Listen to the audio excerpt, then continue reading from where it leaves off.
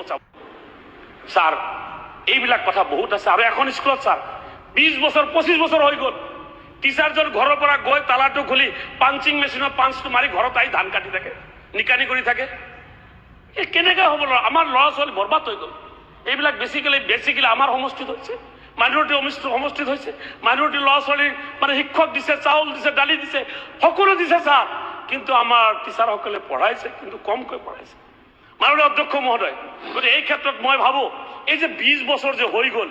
এই স্কুলটোত 20 বছৰ হোৱাকৈ তাৰ ঘৰৰ নিচিনা ভাবে মাননীয় মন্ত্ৰী মহোদয়ক অনুৰোধ কৰিম আপুনি অলপ লৰচৰ কৰাৰ বিধি ব্যৱস্থা কৰক আকৌ বোলে কিবা আইনত বোলে NAP আপোনাৰ এডুকেশ্যন পলিচি টিচাৰবিলাকক বোলে ট্ৰান্সফাৰ কৰিব নোৱাৰে ট্ৰান্সফাৰ গোটেই পৃথিৱীখন ট্ৰান্সফাৰ কৰিব পাৰি কিন্তু টিচাৰবিলাকৰ ট্ৰান্সফাৰ কিয় কৰিব নোৱাৰি কিয় নোৱাৰোঁ ছাৰ এটা নিয়ম আজি সদনৰ পৰা বা আপোনাৰ কিবা কেবিনেটে সিদ্ধান্ত হ'ব লাগে